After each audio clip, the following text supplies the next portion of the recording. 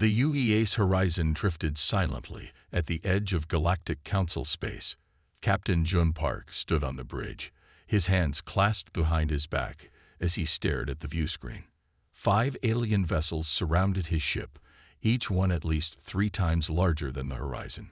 Their hulls gleamed with strange metals and pulsed with energy that human sensors couldn't properly identify.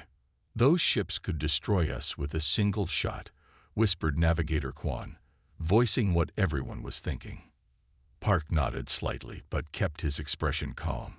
This was humanity's first contact with the Galactic Council, an alliance of advanced alien civilizations that controlled most of the charted galaxy. The stakes couldn't be higher. "They're hailing us again, Captain," Lieutenant Hannah Kim reported from the communication station. Her fingers trembled slightly as they hovered over the controls. "Open the channel," Park ordered, straightening his uniform jacket. He cleared his throat and tried to look confident. First impressions would matter. The view screen flickered to life, revealing the blue-skinned alien with multifaceted eyes that reminded Park of an insect. The creature's mouth didn't move, but words came through the speakers in accented but clear English. "Human vessel, you have entered Galactic Council space. Your technology is surprisingly functional for such primitive design." Park felt a flash of pride mixed with worry. The aliens had analyzed their ship and found it primitive. Not a great start. "We come in peace as explorers," Park said, choosing his words carefully. "We seek knowledge and friendship. Earth has only recently developed faster than light travel, and we're eager to learn about our galactic neighbors." The alien's compound eyes shifted in what might have been surprise. "You achieved FTL travel using fusion propulsion and gravitational manipulation. Interesting. Inefficient, but interesting." Park wasn't sure if that was a compliment or not. "We've made do with what we have." "Indeed. The Council must discuss your unexpected arrival. Your ship will be escorted to Harmony Station for further evaluation." Before Park could respond, the transmission ended. The horizon shuddered as an invisible force took hold of it, pulling the ship toward a distant light that grew larger by the second. It was a massive space station shaped like a wheel with 12 spokes, one for each Council member species. "We're being towed, Captain," reported Chief Engineer Song from the engine room. "Some kind of gravitational beam. Our engines can't break free." "Don't try," Park ordered. "We'll cooperate fully." Hours later, the human delegation sat in an observation chamber aboard Harmony Station. The circular room had a large window overlooking the Council meeting hall, where representatives from 12 alien species debated humanity's fate. The humans couldn't hear the discussion, but universal translators had been provided for when the Council addressed them directly. Ambassador Tak of the Acadians seemed particularly upset by humanity's arrival. His species had evolved to incorporate plasma energy directly into their biology. Tak's translucent skin glowed with blue-white energy as he gestured angrily. "Their metal ships and chemical propellants are an insult to civilization." Tak's words came through the translator. "They will contaminate our technological purity. The Acadian Dominion cannot accept such primitive beings into the Council." A tall, willowy alien with 4 arms raised 2 of them to speak. "The Mirai believe diversity strengthens us all. These humans have achieved space travel through unique methods. Their perspective could be valuable." The debate continued for 3 days. The human delegation was occasionally called in to answer questions about Earth, its resources, population, and technological capabilities.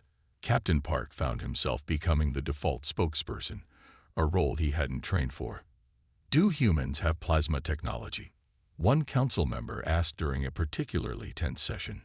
"We understand the principles," Park answered carefully, "but we haven't mastered plasma containment for large-scale energy production or weapons."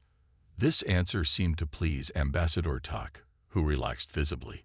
"See, they pose no threat or value to the established order." On the 3rd day, the Council reached its decision. The human delegation stood before the 12 representatives as the Council elder. A being made of what appeared to be living crystal delivered their verdict. Humanity is granted probationary membership in the Galactic Council, the Elder announced. For a period of 5 Earth years, you may establish an embassy on Harmony Station and begin limited trade with member species. Full membership rights will be considered at the end of this probationary period. Ambassador Tak hissed softly, his plasma glow flickering with anger, but he made no further objection. Captain Park bowed slightly. Earth thanks the Council for this opportunity. We look forward to peaceful relations and cultural exchange. Captain Jun Park, the Elder continued, as the first human to make contact with the Council, you are hereby appointed as Earth's interim representative until your government can select a formal ambassador. Park's stomach dropped. He was a ship captain, not a diplomat. I'm honored, he said stiffly, but I'm not trained for diplomatic service. Nevertheless, you have demonstrated adequate communication skills and reasonable judgment. The appointment stands. The meeting concluded, and the human delegation was escorted back to the horizon with data packages containing Council protocols, navigation charts for approved travel routes, and basic information about member species. As they prepared to depart for Earth with their world-changing news, Park noticed an Acadian ship docking at the station. Ambassador Tak emerged, meeting with several other Acadians in what appeared to be a private conference. Park couldn't hear them, but he saw Tak's plasma-infused body pulse with intensity as he whispered to his aide, "Begin preparations. The humans must not be allowed to fully join the Council." A chill ran down Park's spine. He had no proof of ill intent, just a bad feeling. But as the horizon broke away from Harmony Station to begin its journey home, he made a mental note to include a warning in his report. Not all Council members welcomed humanity's arrival. Set course for Earth, Park ordered, settling into his captain's chair. We have a lot of work to do before I hand over this diplomatic mess to the proper authorities. As the horizon accelerated away from Council space, Park gazed at the stars. Humanity had taken its first steps into a larger universe, but those steps would need to be careful ones. The cosmos had just gotten much more complicated. 6 months after the UES Horizon's historic first contact with the Galactic Council, Earth was still adjusting to its new reality. Humanity had neighbors, advanced, powerful neighbors who viewed Earth's technology with thinly veiled amusement. Dr. Sung Lee sat in her lab beneath Seoul, surrounded by holographic displays showing alien technical specifications. The former captain, now Admiral Jun Park, walked in and found her rubbing her tired eyes. "You should get some sleep, Doctor," Park said, placing a cup of coffee beside her. Lee took the cup gratefully. "Sleep can wait. This data is too important." She gestured at the displays. "The Council gave us access to their basic technological overview as part of our probationary membership. I've been studying the Acadian plasma systems." Park pulled up a chair. In the months since first contact, he'd traded his captain's uniform for an admiral's and had been appointed Earth's military liaison to the new diplomatic office. It wasn't the position he wanted, but at least he wasn't the ambassador anymore.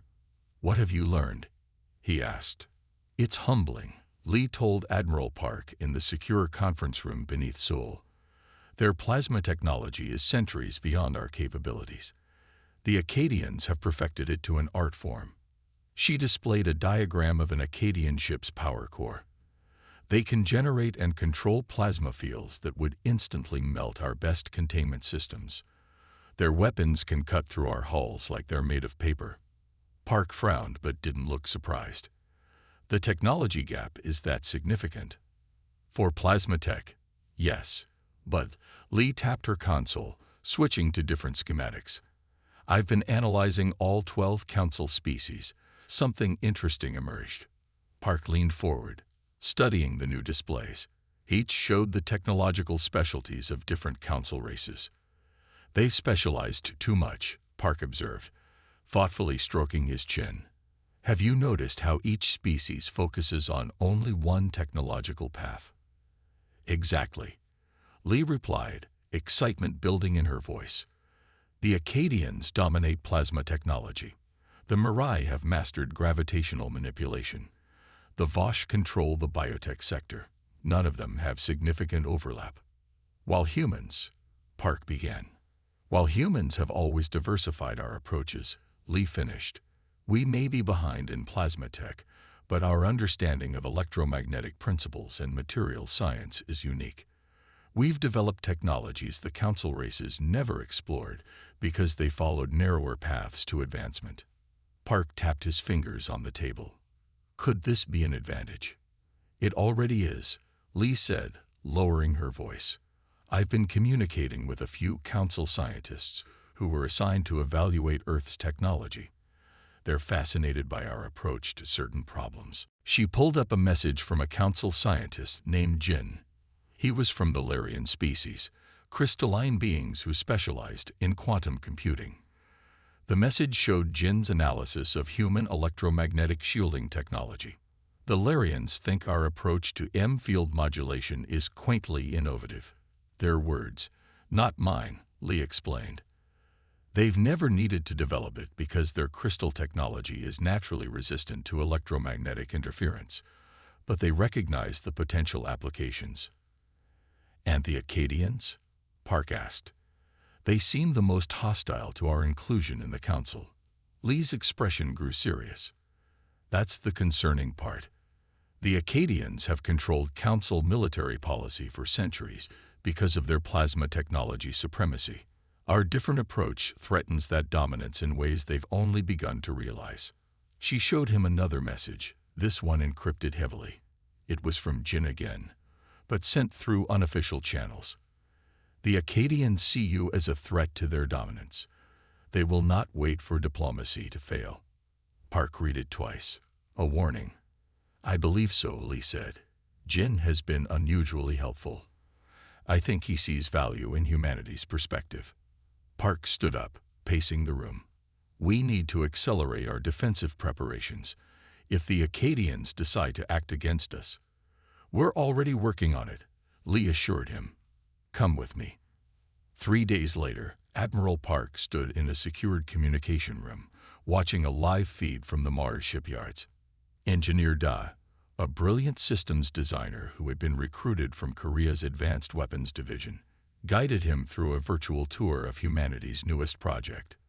We've been integrating Council knowledge with our own technology, Day explained as the camera panned across a massive ship under construction. The UES Shield will be our first true battleship designed with Council-level threats in mind. The vessel looked unlike any previous human spacecraft. Its hull incorporated strange angles and materials that absorbed rather than reflected light.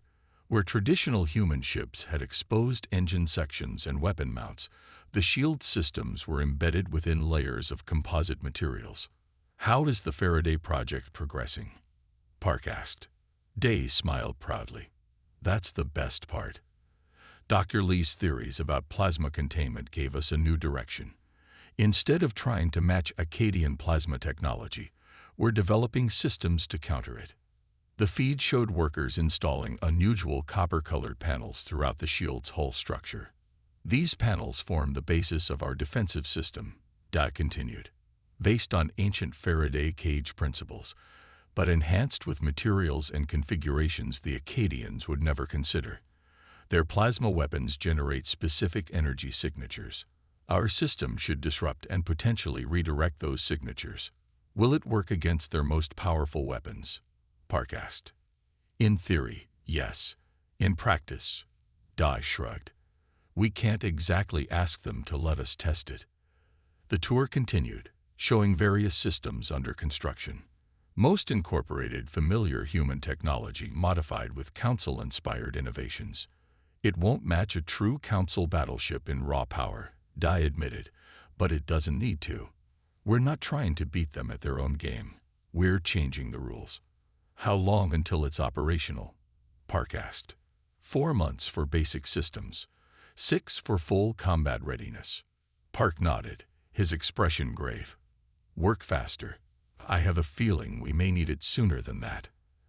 As the communication ended, Da gave one final overview of the massive ship taking shape in the Martian dock. It's not pretty, Day told Admiral Park during the inspection, but it might just save us all. Back on Earth, Park stared out the window of his office, looking up at the stars. Somewhere out there, the Acadians were planning. Humanity had just begun to find its place among the stars, and already they faced a threat from beings who saw their very existence as a challenge.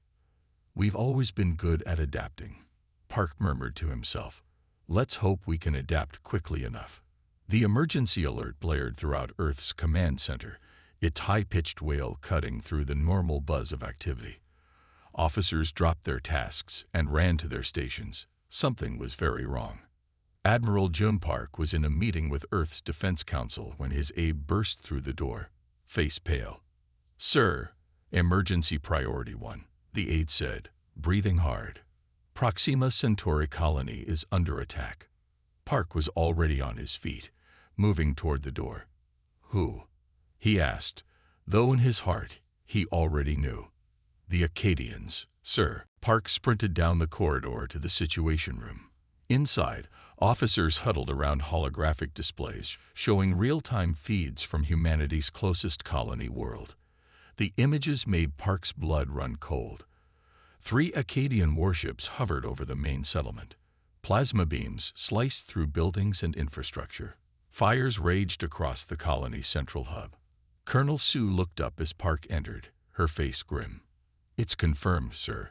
The Acadians have attacked our Proxima Centauri colony. We're looking at thousands of civilians in the impact zones." Park studied the tactical display. The colony had no significant defenses. It was a scientific and agricultural outpost, not a military base. The Acadian warships were methodically destroying communication centers, power plants, and transportation hubs. "Casualties?" Park asked, his voice tight. "Unknown, but high," Sue replied. "They hit without warning. The colonial governor managed to get one emergency message out before the main communications array was destroyed." The room fell silent as the officers waited for Park's orders. This was the moment everyone had feared since first contact: alien aggression against a human settlement. What they did next would set the course for humanity's future among the stars. Park's face hardened as he made his decision. "Prepare the shield for immediate deployment. Recall Captain Min from training exercises. He'll command the mission." "Sir," Colonel Sue said cautiously, "the shield hasn't completed its final testing phase. The Faraday system's error." "I know," Park cut her off. "But it's all we have that might stand a chance against Acadian plasma weapons. How quickly can it be ready?" 8 hours minimum to recall the crew and finish loading supplies," Colonel Sue said. "Make it 6, Park ordered, "and get me a direct channel to the Galactic Council. They need to know one of their members just attacked us without provocation." Within 5 hours, Captain Jun Min stood on the bridge of humanity's first advanced battleship. The UES shield hummed with power as final preparations were made for its emergency deployment. Captain Min had been pulled from a training exercise in the outer solar system, chosen specifically for this mission due to his combat experience and quick thinking. "Status report," Min ordered, looking around at his hastily assembled bridge crew. Lieutenant Yun at Tactical looked up from her console. "Weapons systems at 94% capacity. Hull integrity optimal. Engineering reports the Faraday Cascade is operational but unstable." Min nodded grimly. The Faraday Cascade was the shield's secret weapon, an experimental system designed to counter Acadian plasma technology. In theory, it would render their most powerful weapons useless against the shield. In practice, it had never been tested against actual Acadian weapons. "It'll have to do," Min replied, studying the tactical display showing their course to Proxima Centauri. "Set course for Proxima Centauri, maximum speed. We need to reach the colony before there's nothing left to save." The shield's engines flared to life, pushing the massive vessel away from Earth orbit. The new propulsion system, a hybrid of human and council technology, accelerated the ship faster than any previous human vessel. Even so, the journey to Proxima Centauri would take nearly 48 hours, 48 hours during which the colony would remain under Acadian attack. As the shield departed, Admiral Park faced the assembled representatives of the Galactic Council in an emergency video conference. The meeting was not going well.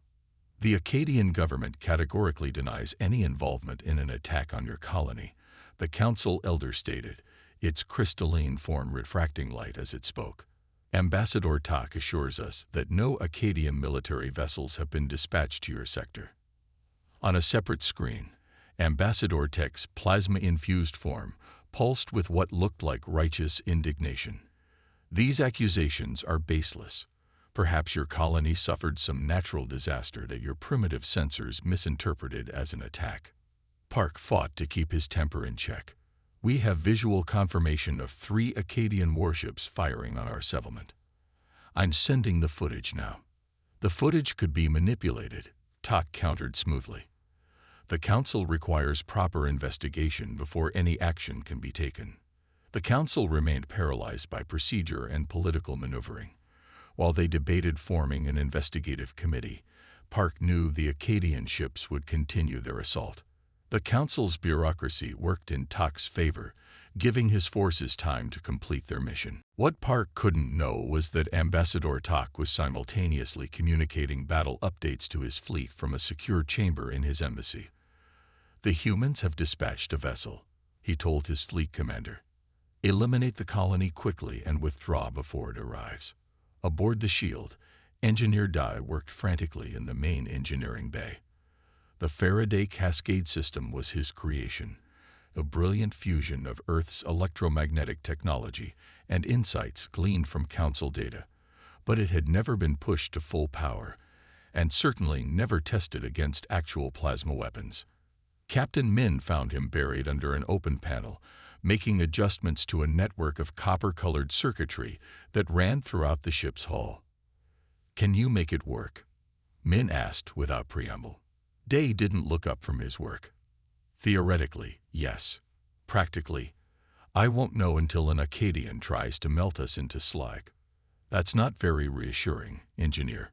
Day finally emerged from the panel, wiping sweat from his brow. "The theory is sound," he told Captain Min. "Their plasma weapons generate specific energy signatures. Our system should disrupt those signatures and potentially—" He paused, searching for the right words. "Potentially what?" Min asked, tension evident in his voice. Day took a deep breath. "Absorb their energy for our own use." Min stared at him. "You're saying their weapons could actually power our own systems?" "If everything works perfectly, yes. The Faraday Cascade doesn't just defend against plasma attacks, it harvests the energy. The more they shoot at us, the stronger our systems become." Day ran a hand through his disheveled hair. "But there are a lot of variables. If the calibration is off, or if their weapons operate on slightly different frequencies than our models predict." He didn't need to finish the sentence. Both men knew what failure would mean. The shield would be destroyed, the colony would be lost, and humanity's first major conflict with an alien species would end in decisive defeat. "Get it working," Min said simply. "We'll reach Proxima Centauri in 40 hours. I need the cascade operational by then." As Min returned to the bridge, he looked out at the stars streaking past the viewports. Somewhere ahead, thousands of human colonists were fighting for survival against an enemy with vastly superior technology. Their only hope was a single ship with an untested weapon system. Min settled into the captain's chair, his expression resolute. "Hold on," he whispered to the distant colonists. "We're coming." The UES shield dropped out of faster-than-light travel at the edge of the Proxima Centauri system.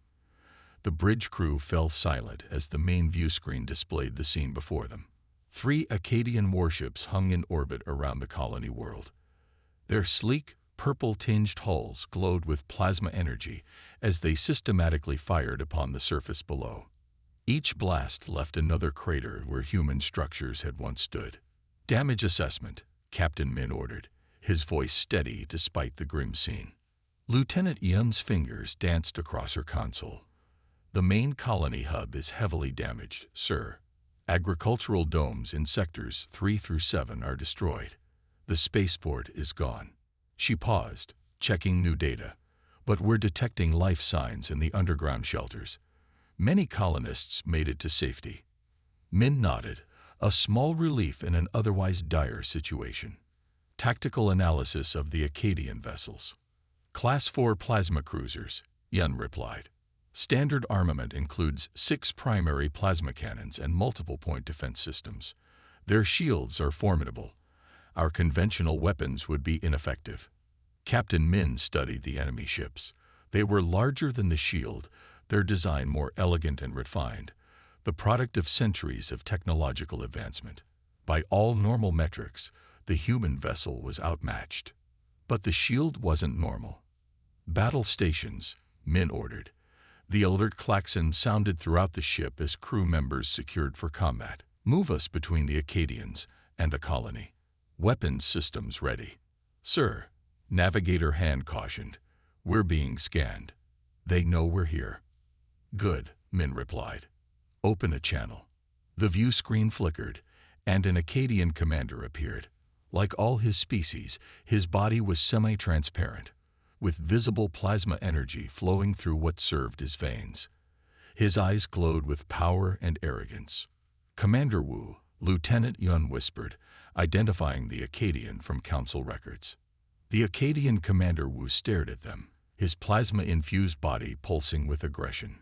Humans, he said, the word dripping with contempt. Your primitive vessel cannot withstand our power. Surrender, and we may spare what remains of your colony. Captain Min rose from his chair, standing tall. This is Captain Jun Min of the Earth vessel UES Shield.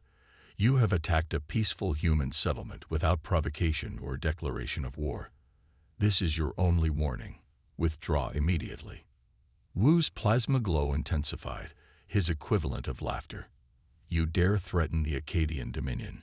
Your species is barely capable of interstellar travel. Your weapons are toys compared to ours. Then I suggest you stop playing with toys and leave, Min replied evenly. Or we will remove you. Wu laughed again, louder this time, ending the transmission with a dismissive gesture. They're moving to attack position, Yun reported. Weapons charging. Engineer De's voice came over the comm from engineering. Faraday systems are online, Captain, but I must remind you they're untested against actual Acadian weapons. Today's the test, Min replied. Everyone hang on. Yun, do not return fire until my order, regardless of what happens. Yes, sir, she replied, though she cast a worried glance at the approaching Acadian warships. The lead vessel's plasma cannons were glowing brighter, ready to fire. They're targeting our bridge, Yun reported. Min settled back into his captain's chair. Activate Faraday defensive systems. Throughout the shield's hull, the copper-colored panels that Engineer Dai had worked so hard to perfect began to hum with power. A faint blue glow surrounded the ship, almost invisible except where it caused slight distortions in the starfield behind them. The lead Acadian ship fired.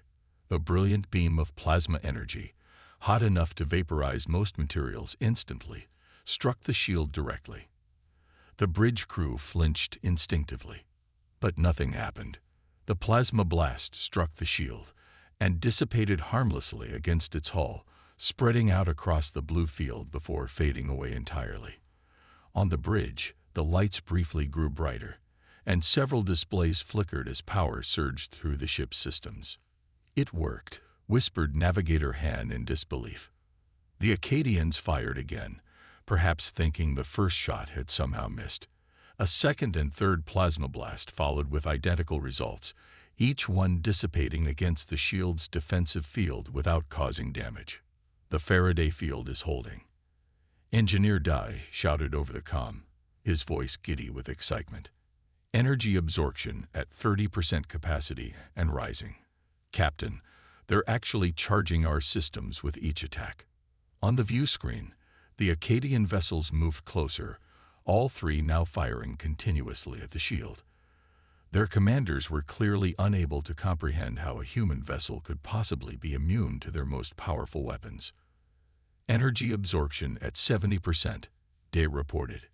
85. 90. We're approaching maximum capacity, Captain. Open a channel, Min ordered. When Commander Wu appeared again, his plasma glow was fluctuating wildly, a sign of extreme agitation among his species. Impossible, Wu snarled. No ship can withstand concentrated plasma fire. Yet here we are, Min replied calmly. I offered you the chance to withdraw. That offer has expired. He cut the transmission and turned to tactical. Status of the Faraday Cascade. Faraday Cascade charged to maximum. Day reported from engineering. We've absorbed enough energy to power the system at full capacity. Min took a deep breath, aware that the next few moments would determine not just the outcome of this battle, but potentially the future of human-Acadian relations. A display showed the 3 enemy ships still firing desperately, as if sheer persistence might eventually penetrate the shield's defenses. Target the lead vessel's propulsion system only, Min ordered. I want precise targeting, Lieutenant. Avoid weapons, life support, and crew quarters. Target locked, Yun confirmed. Activate the cascade. For a moment, nothing seemed to happen. Then, the shield's blue defensive field contracted, pulling inward before blasting outward in a focused beam. A concentrated surge of electromagnetic energy, built from the Acadians' own absorbed plasma power, lanced out from the shield. It struck the lead warship precisely where its engines connected to the main power core. The effect was immediate and dramatic. The Acadian vessel's glowing purple hull went dark as systems failed throughout the ship. Its weapons powered down, and it began to drift, turning slowly in space.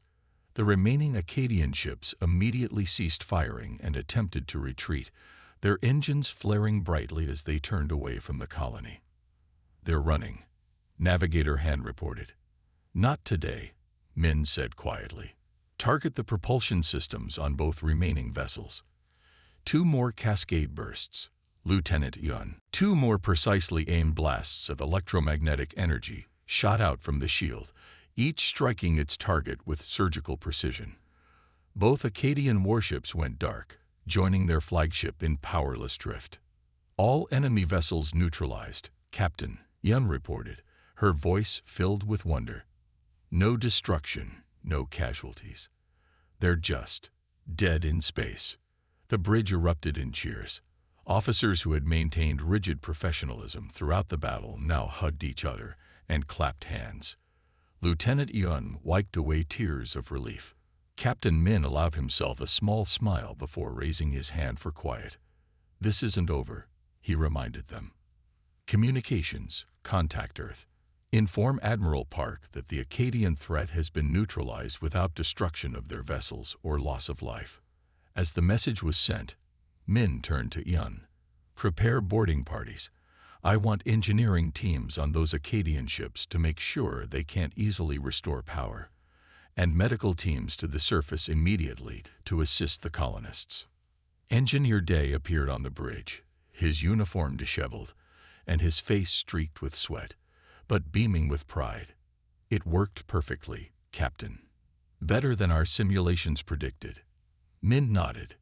It did. And now we've shown the Galactic Council something they've never seen before, a way to neutralize Acadian plasma weapons. He looked at the drifting enemy ships on the view screen. I suspect things are about to change significantly for humanity's place in the galaxy. The Emergency Council session was the most well-attended in centuries. The great circular chamber of Harmony Station buzzed with tension as representatives from all 12 member species gathered. Many brought additional advisors and security personnel, crowding the normally spacious room. Admiral Jun Park stood at the center of the chamber, flanked by Captain Min and Engineer Da. Before them floated holographic displays showing footage from the Battle of Proxima Centauri, clear evidence of both the Acadian attack and the shield's remarkable defense. These images were recorded 3 days ago in the Proxima Centauri system, Park said, his voice firm and measured. They show 3 Acadian warships attacking an unarmed human colony without provocation or declaration of hostilities. The footage played, showing plasma beams slicing through colony buildings. Several council members shifted uncomfortably at the clear evidence of aggression. Following the unprovoked attack, Earth dispatched a single vessel, the UES Shield, to defend our colony, Park continued. He nodded to Captain Min, who activated the next sequence of recordings. The new footage showed the shield absorbing plasma blasts and then disabling the Akkadian ships with precise counterattacks. Murmurs rippled through the council chamber. Humanity defended itself with minimal force, Park concluded. We disabled their ships without destruction, despite their attempts to eliminate our colony. All Akkadian crew members were unharmed, though their ships required towing back to Akkadian space. Ambassador Tak could not contain himself any longer. The Akkadian representative's plasma-infused body pulsed erratically as he moved to the center of the chamber, facing Park. Impossible. Tak sputtered in rage, plasma energy crackling around him. No technology can neutralize advanced plasma weapons. The humans must have assistance from another council race. This is a conspiracy against the Akkadian Dominion. The council elder raised a crystalline hand for silence. Serious accusations require evidence, Ambassador Tak. Can you prove another council race assisted the humans? Who else could develop such technology? These primitives barely understand basic plasma containment. Tak gestured dismissively at the human delegation. From the Larian section, scientist Jin rose, the crystalline being moved deliberately to stand beside Admiral Park. Several Akkadian representatives hissed at what they perceived as betrayal. I have analyzed their defensive system, Jin stated, projecting his own data displays. It is entirely of human design, using principles no council race has fully explored. While their technology remains less advanced in many areas, their innovative approach has produced something remarkable. Jin displayed schematics of the shield's Faraday systems. They did not try to master plasma technology as we understand it.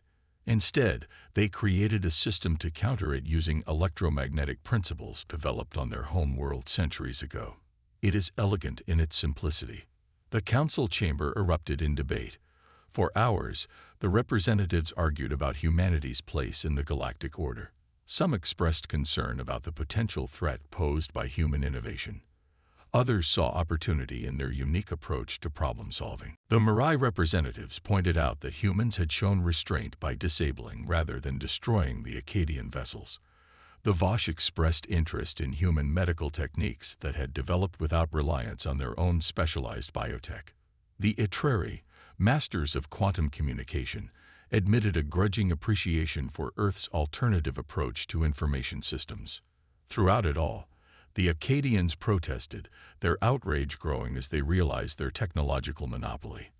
And the political power it granted was crumbling before their eyes. Finally, the council elder called for silence, the ancient crystalline being's form glowing with intensity. The chamber immediately quieted. For 3,000 cycles, this council has maintained order through specialization and cooperation. The elder began. Each race contributes what they do best, creating a whole greater than its parts. Yet we have perhaps become too comfortable in our specialized roles. The elder turned to face the human delegation. It seems we have underestimated our newest members.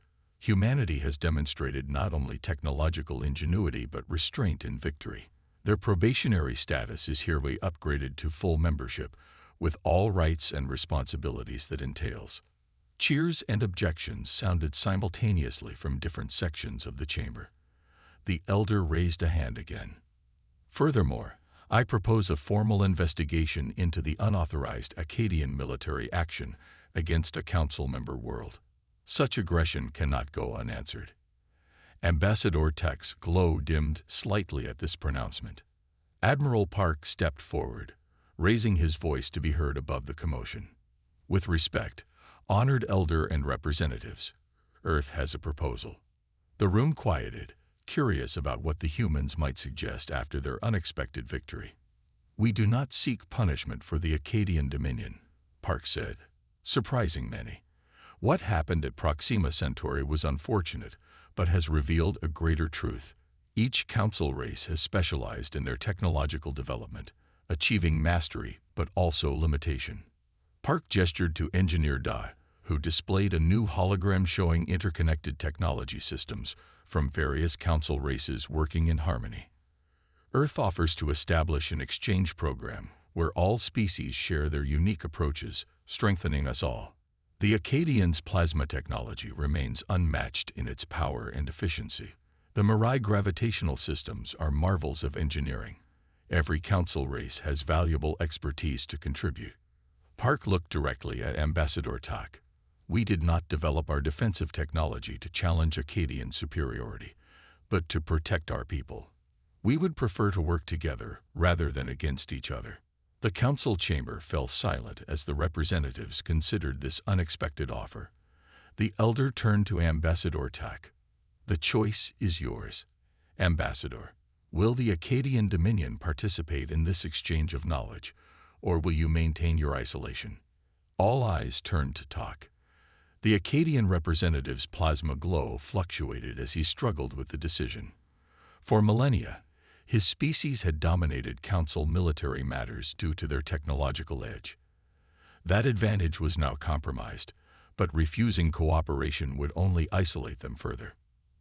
Reluctantly, Ambassador Tak nodded in agreement. The Acadian Dominion will participate in this exchange program, under strict protocols, of course. A collective sigh of relief passed through the chamber. The plasma supremacy that had dominated galactic politics for millennia had been broken, not through destruction, but through innovation.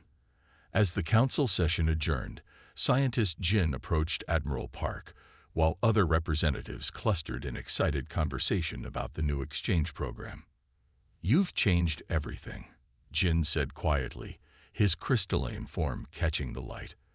"The balance of power, yes, but more importantly, the way we think about progress. For too long, we have been content to master our own narrow disciplines without exploring alternatives." Park smiled, watching Captain Min and Engineer Day being surrounded by curious representatives from various council races. "Humans have always excelled at adaptation. We had to. Our world forced us to overcome countless challenges with limited resources. What will you do now?" Jin asked. "Your position in the council is secure, but many will still view humanity with suspicion." "We'll do what humans have always done," Park replied. "Learn, share, grow. Now that we're full members of the council, we'll establish proper diplomatic relations with all species, expand our colonies with council approval, and continue developing our technology, not to dominate, but to contribute." He extended his hand to Jin in the human gesture of friendship. After a moment's hesitation, the crystalline being extended his own hand, completing the handshake. "Now let's see what we can all accomplish together," Park said. Across the chamber, Ambassador Tak watched the exchange with complex emotions. The age of Acadian supremacy had ended, but perhaps a new era of genuine cooperation might prove even more beneficial. Only time would tell. As delegates filed out of the council chamber, the great viewports of Harmony Station revealed the star-filled expanse of the galaxy, vast, ancient, and filled with possibilities that no single species could explore alone. The end.